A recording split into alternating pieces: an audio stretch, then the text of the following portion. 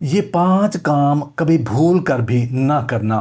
یہ 5 کام اگر کر لیے تو تمہاری قبر جہنم کے گڑھوں میں سے ایک گڑھا بن جائے گی۔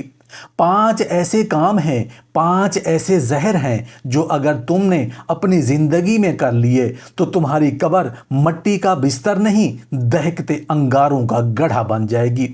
یہ 5 کام کیا ہیں؟ کیسے یہ تمہیں دنیا سے آخرت تک جلا کر راکھ کر سکتے ہیں؟ یہ جاننے کے لیے ویڈیو کو آخر تک ضرور دیکھیے گا، کیونکہ شاید یہ تمہاری زندگی بدل دے یا شاید تمہاری قبر کا منظر۔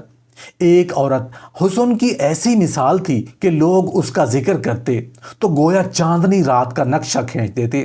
چہرہ دودھ کی طرح سفید، آنکھوں میں کاجل کی گہرائی، ہونٹ گلاب کی پنکھڑیوں جیسے۔ مگر یہ سب محض ظاہری تھا۔ اس چمکتے چہرے کے پیچھے کردار خوشبو سے خالی، اخلاق کی روشنی سے محروم۔ وہ بظاہر موتی تھی مگر حقیقت میں اندر سے سڑی ہوئی لاش۔ پھر وقت نے پلٹا کھایا۔ وہ دن آیا جب قہر آسمان سے نہیں، اس کے اپنے جسم کے اندر سے ٹوٹا۔ ایک ایسی بیماری جس نے آہستہ آہستہ اس کی رگوں میں اپنا زہر پھیلا دیا۔ گورا چہرہ سیاہ پڑ گیا، وہ نکھری رنگت کالے دھبوں میں بدل گئی۔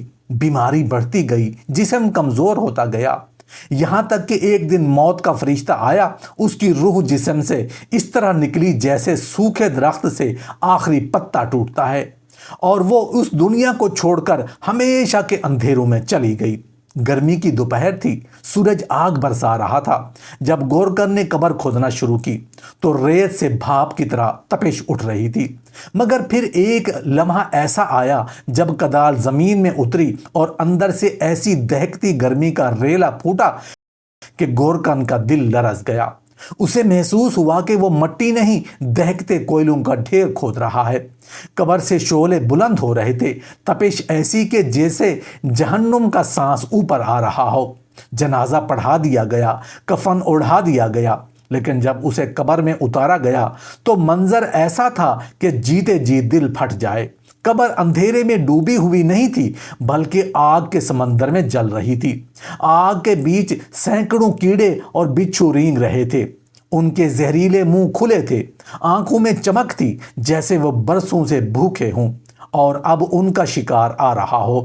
وہ بچھو ایک دوسرے کے اوپر چڑھتے، دہکتے شعلے ان کے بدن کو لپیٹتے اور وہ خوشی سے کھلکھلا رہے تھے جیسے کسی دعوت کا انتظار کر رہے ہوں۔ اسی لمحے ہجوم میں ایک بوڑھی عورت کانپتے قدموں سے آگے بڑھی۔ اس کی آنکھوں میں شرمندگی تھی، چہرے پر اذیت کی لکیریں۔ یہ اس مردہ عورت کی ماں تھی۔ اس نے لرزتی آواز میں کہا، اے لوگو، تم سب دیکھ رہے ہو نا، یہ میری بیٹی ہے، یہ میری وہی بیٹی جس کی قبر آج جہنم کا گڑھا بن چکی ہے۔ وہ دنیا میں 5 گناہ کرتی تھی، 5 ایسے گناہ جن سے عورت قبر کبھی اور حشر کے عذاب سے نہیں بچ پاتی۔ اور پھر مجمع پر ایک خوفناک خاموشی چھا گئی۔ کسی نے کچھ نہ کہا، بس سب کے دل میں ایک ہی سوال اٹھنے لگا، وہ 5 گناہ کیا تھے؟ کیا ہم بھی کہیں ان میں سے کسی میں مبتلا تو نہیں؟ بوڑھی عورت کہنے لگی، میں تمہیں بتانے آئی ہوں کہ یہ عورت، یہ میری بیٹی، وہ 5 کون سے گناہ کرتی تھی جس کی وجہ سے آج اس کی قبر جہنم کا گڑھا بن چکی ہے۔ میں سب سے پہلا گناہ۔ بوڑھی عورت کے کانپتے ہونٹ حرکت میں آئے، آنکھوں سے آنسو بہ رہے تھے مگر آواز میں وہ کڑواہٹ اور زہر تھا جو برسوں کے صبر کے بعد باہر آتا ہے۔ اس نے قبر کی طرف اشارہ کرتے ہوئے کہا، لوگو، تم نے اپنی آنکھوں سے دیکھا کہ آج یہ قبر کیسے جہنم کا گڑھا بن چکی ہے۔ تم نے وہ شعلے دیکھے، وہ بچھو، وہ سانپ، لیکن تم نے نہیں جانتے کیوں؟ تم نہیں جانتے کہ یہ عذاب کس جرم کی قیمت ہے۔ آج میں تمہیں بتانے آئی ہوں کہ یہ عورت، یہ میری بیٹی، وہ 5 گناہ کرتی تھی جنہوں نے اسے اس انجام تک پہنچایا۔ ہجوم میں ایک سناٹا چھا گیا، کوئی ہل نہ سکا، سب کے چہرے خوف اور تجسس میں کھنچے ہوئے تھے۔ عورت نے گہرا سانس لیا اور پھر اپنے لہجے کو کانپتے غصے میں ڈبو دیا۔ سب سے پہلا گناہ، میری بیٹی اذان کی آواز سن کر دانستہ طور پر گانے یا موسیقی کی آواز کو اونچا کر دیتی تھی۔ یہ سن کر کچھ لوگ چونک گئے مگر عورت کی آنکھوں میں ایسا دکھ تھا کہ کوئی بول نہ سکا۔ ہاں، اس نے چیختے ہوئے کہا، جب بلال حبشی کی وارث اذان دیتی ہے، جب یہ آواز آسمانوں تک گونجتی ہے، جب فرشتے آسمانوں کو نماز کی طرف بلاتے ہیں، تب یہ لڑکی میری بیٹی اپنی شیطانی بغاوت کو بڑھا دیتی۔ اذان کے الفاظ جب حی علی الصلاۃ پر پہنچتے تو یہ موبائل یا ٹی وی کا والیوم اور بڑھا دیتی، جیسے اللہ کے گھر کی پکار کو دبانا چاہتی ہو، جیسے چاہتی ہو کہ اس کی دیواروں سے اذان کی روشنی ٹکرا کر واپس لوٹ جائے۔ بوڑھی عورت کا لہجہ ٹوٹنے لگا، مگر اس نے جاری رکھا۔ میں نے کئی بار اسے سمجھایا، بیٹی یہ اذان ہے، یہ صرف آواز نہیں، یہ رب کی طرف سے بلاوا ہے، یہ زمین و آسمان کی سب سے مقدس صدا ہے۔ مگر وہ ہنستی، کہتی امی یہ میرا موڈ خراب کر دیتی ہے، اس لیے میں گانا اونچا کر دیتی ہوں۔ لوگو تم جانتے ہو اذان کی بے حرمتی صرف سنتے وقت کا نہ ہونے کا نام نہیں، اذان کے مقابلے میں گانے کو اونچا کرنا گویا اللہ کے سامنے یہ کہنا ہے کہ تیرے بلاوے سے میرا کھیل زیادہ ضروری ہے۔ اس لمحے قبر سے ہلکی سی چیخیں کوئی آواز آئی، جیسے کوئی جلتی لکڑی ٹوٹتی ہے۔ مجمع میں کوئی لوگوں نے لرز کر زمین کی طرف دیکھا۔ بوڑھی عورت نے اس طرف اشارہ کیا، یہ آگ تمہارے سامنے ہے، یہ شور تمہارے کانوں میں ہے، یہی اس کا بدلہ ہے جس نے اذان کی روشنی کو موسیقی کے اندھیرے سے ڈھانپنے کی کوشش کی۔ اس کی قبر آج اندھیروں اور آگ کا گڑھ بن چکی ہے۔ تم دیکھ رہے ہو کہ بچھو اس کے کفن میں گھس رہے ہیں، تم نے دیکھا کہ کیڑے کس طرح اس کے چہرے پر رینگ رہے ہیں۔ یہ کوئی اتفاق نہیں، یہ اس لمحے کا بدلہ ہے جب اس نے اذان کی صدا کو دبا دیا۔ اس نے ہجوم کی طرف جھک کر کہا، کیا تم جانتے ہو کہ اذان کا جواب نہ دینا کیسا جرم ہے؟ حدیث میں آیا ہے کہ شیطان اذان سن کر بھاگ جاتا ہے اور اپنی پاداش میں شور مچاتا ہے تاکہ لوگ اذان نہ سن سکیں، مگر میری بیٹی نے وہی کیا جو شیطان چاہتا تھا۔ بھی شور مچاتی مگر گانے کی صورت میں۔ اسے مزہ آتا کہ اذان کے ساتھ ساتھ موسیقی کے شور گونجے۔ اس کی آواز اب کپ کپا رہی ہے مگر الفاظ میں آگ تھی، اور یہی وجہ ہے کہ آج جب قبر میں منکر نکیر اس سے سوال کرتے ہیں تو وہ جواب دینے کی بجائے چیخ اٹھتی ہے، مگر اس کی چیخ اذان کی طرح بلند نہیں ہوتی، بلکہ قبر کے کیڑوں اور بچھوؤں کے رزق کی خوشبو بن جاتی ہے۔ اس کی زبان وہی ہے جو دنیا میں تھی، گانے کے بول، اور ان بولوں کا جواب قبر میں آگ کے شعلے دے رہے ہیں۔ بوڑھی عورت نے لرزتے ہاتھ سے اپنا سر پکڑ لیا۔ آنسو اس کے چہرے پر بہہ رہے تھے، مگر اس کے الفاظ خنجر کی طرح ہجوم کے دلوں میں اتر رہے تھے۔ لوگوں یاد رکھو، اذان کا وقت وہ لمحہ ہے جب اذان اور آسمان کا رابطہ کھلتا ہے، اور اگر تم اس وقت کسی اور آواز کو اونچا کرتے ہوئے تو تم خود اپنے اور اللہ کے درمیان دیوار کھڑی کر رہے ہو۔ میری بیٹی نے یہ دیوار کھڑی کی، اور آج اس دیوار کے پیچھے صرف آگ ہے، اندھیرا ہے اور چیختے ہوئے بچھو ہیں۔ ایک بوڑھا شخص ہجوم سے بولا، باجی کیا صرف یہ ایک گناہ اس کے لیے کافی تھا؟ بوڑھی عورت نے سر اٹھایا، آنکھوں میں خون اتر آیا۔ نہیں، یہ پہلا تھا، اور اس ایک گناہ نے باقی گناہوں کا راستہ کھول دیا۔ یہ پہلا دروازہ تھا جہنم کی طرف، اور جب یہ کھل گیا تو باقی دروازے خود بخود کھلتے چلے جائے گئے۔ ہجوم میں لرزہ طاری تھا۔ کچھ عورتوں نے اپنے چہروں کو دوپٹے سے ڈھانپ لیا، کچھ مرد زیر لب کچھ پڑھنے لگے، مگر سب کے ذہن میں ایک ہی تصویر تھی، ایک قبر، دہکتے شعلے، بچھوؤں کی بھوک، اور ایک عورت جو اذان کے مقابلے میں گانے اونچے کیا کرتی تھی۔ بوڑھی عورت کے الفاظ آخری بار ہجوم پر گرے، یہ سوچنا کہ ہم گانے سنتے ہیں یا سیریلز دیکھتے ہیں، موبائل میں مصروف رہ سکتے ہیں، مگر اذان کا سننا اور جواب دینا ضروری نہیں۔ یہ سوچ صرف سوچ نہیں، یہ قبر کی مٹی کو آگ میں بدل دینے والی چنگاری ہے۔ میری بیٹی نے یہ چنگاری جلائی تھی، اور آج وہ اسی آگ میں جل رہی ہے۔ اس کے بعد وہ خاموش ہو گئی، صرف قبر سے اٹھتی تپش اور مجمع میں پھیلی لرزتی ہوئی خاموشی باقی رہ گئی۔ بوڑھی عورت کہنے لگی، میں تمہیں بتانے آئی ہوں کہ یہ عورت ہی میری بیٹی وہ 5 کون سے گناہ کرتی تھی جس کی وجہ سے آج اس کی قبر جہنم کا گڑھا بن چکی ہے۔ میں سے دوسرا گناہ۔ بوڑھی عورت کی آواز کانپ رہی تھی، مگر آنکھوں میں اب وہ ضبط باقی نہ رہا۔ آنکھوں ایک آنسو کر کے گر رہے تھے، جیسے ہر بوند اس کی بیٹی کی زندگی کا ایک سیاہ راز کھول رہی ہو۔ اس نے گہرا سانس لیا اور قبر کی طرف اشارہ کرتے ہوئے کہا، لوگو پہلا گناہ تو تم سن چکے ہو، لیکن یہ تو صرف آغاز تھا۔ دوسرا گناہ دوسرا گناہ وہ زہر تھا جس نے اس کی روح کو اندر سے سڑایا۔ اس کی آواز دھیمی ہوئی مگر زہر بھری۔ میری یہ بیٹی قرآن کی تلاوت کرتی تھی مگر وہ قرآن کے الفاظ کو بگاڑ کر پڑھتی اور ان کا مذاق اڑاتی۔ مجمع میں ایک لرزہ دوڑ گیا۔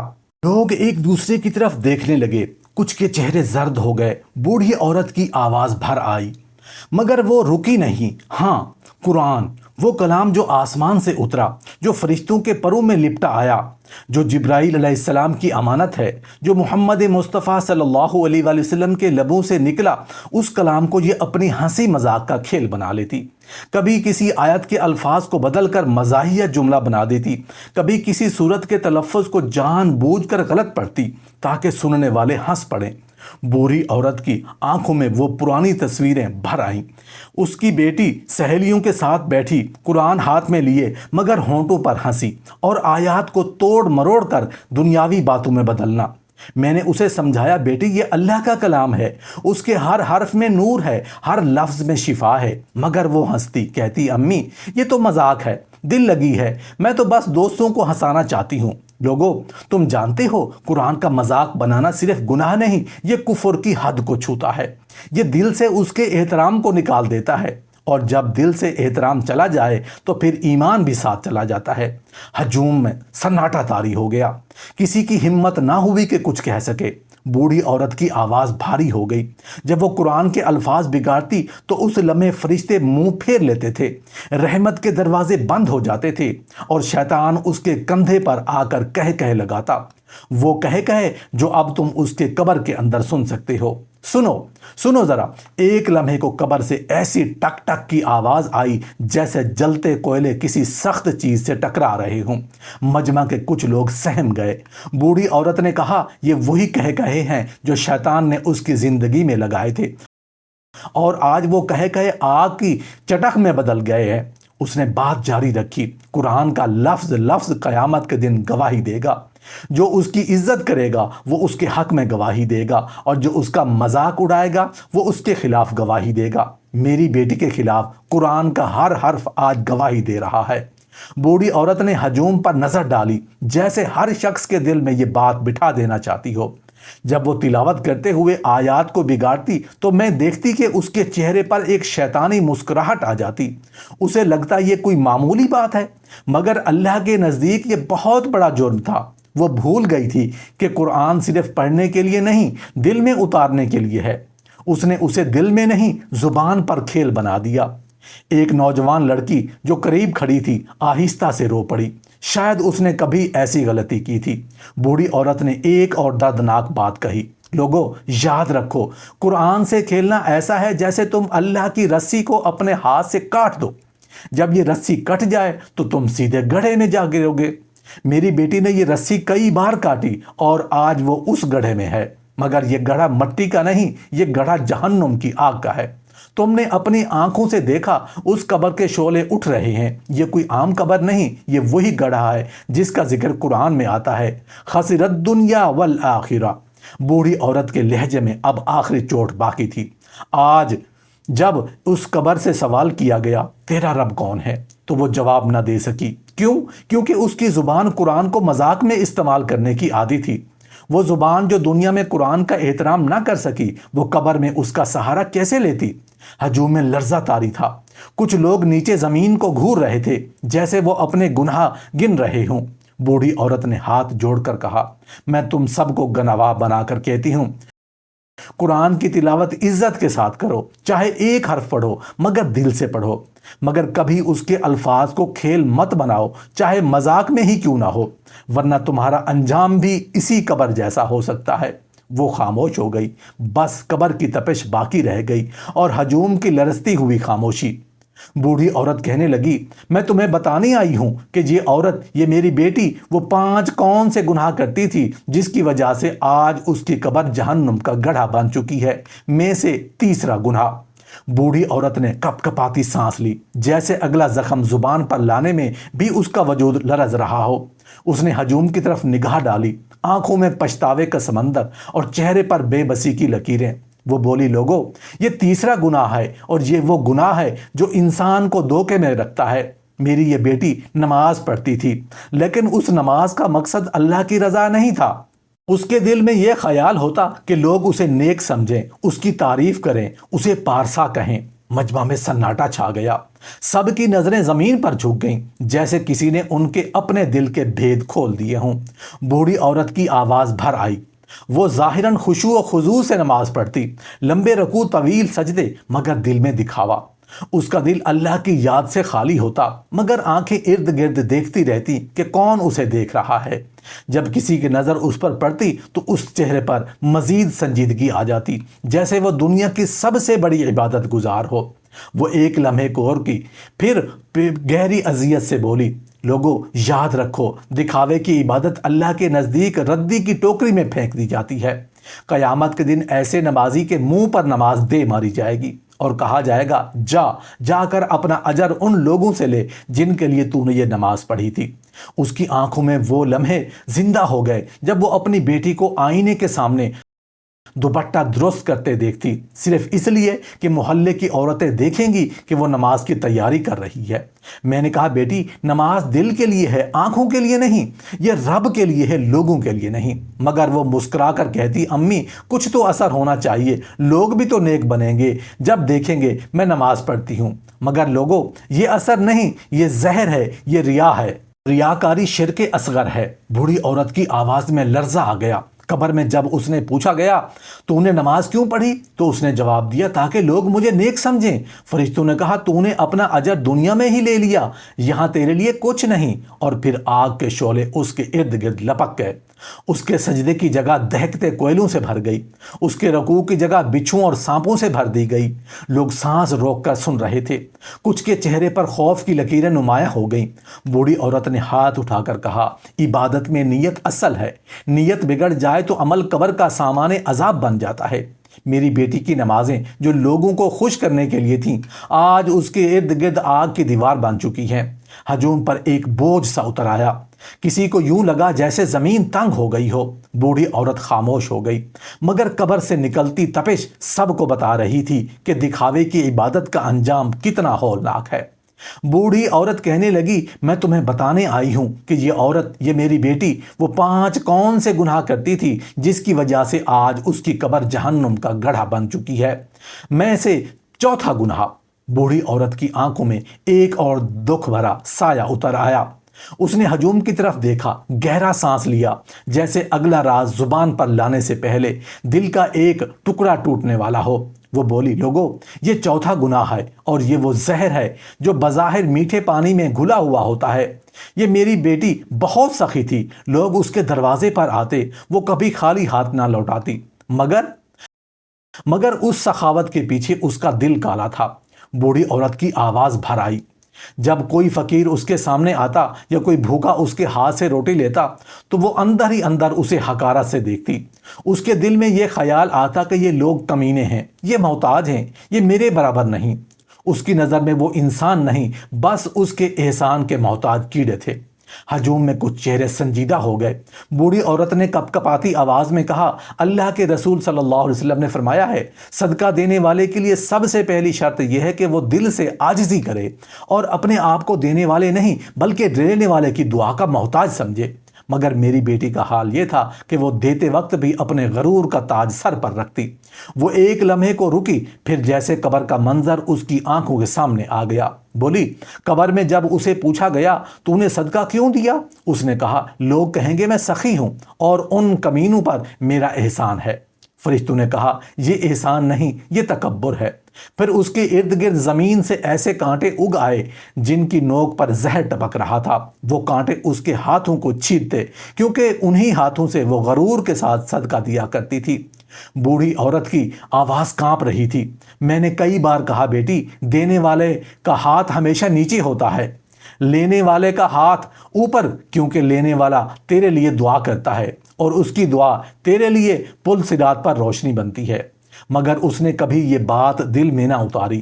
وہ کہتی، امی، دینے والے کی عزت سب سے بڑھ کر ہے۔ اسے یہ علم ہی نہ تھا کہ اللہ کے نزدیک غرور کے ساتھ دی گئی خیرات کوڑے کے ڈھیر پر پھینک دی جاتی ہے۔